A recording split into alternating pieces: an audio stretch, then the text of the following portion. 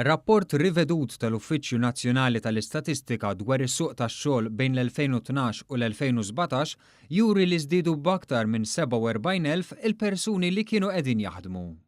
Ir-rapport juri li waqt li fl-2012 kien hemm ftit iktar minn 173,000 ruħ b'impjieg, fl-aħħar tal-2017 kien hemm jaħdmu aktar minn 220,000 ħaddiem.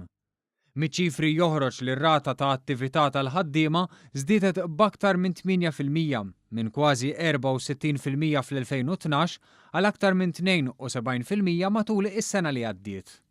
L-NSO qal li din iż-żieda fis-suq tax-xogħol hija attribwita l-aktar għal żieda fil-parteċipazzjoni tan-nisa fis-suq tax-xogħol. Fil-fatt waqt li l-parteċipazzjoni tal-irġiel żdiedet bi kważi 5%, dik tan-nisa żdiedet bi 11.4%. L-istħarriġ juri li l-ammont ta' nisa li kellhom impjieg full-time żdied minn 47,000 fl-2012 għal kważi 66,000 fl-2017. Bħala medja matul dawn l-aħħar 6 snin, 20% tal-ħaddiema kienu qegħdin jaħdmu fis-settur tas-servizzi waqt li 17% kellhom xogħol professjonali.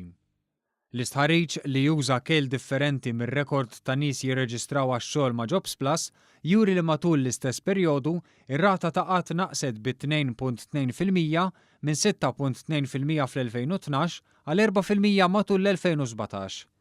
Joħroġ ukoll li bejn l-2012 u l-2017 l-għadd ta' persuni li kellhom livell minimu ta' edukazzjoni naqas b'9.1% waqt li żdiedu dawk b'livell medju u għoli ta' edukazzjoni.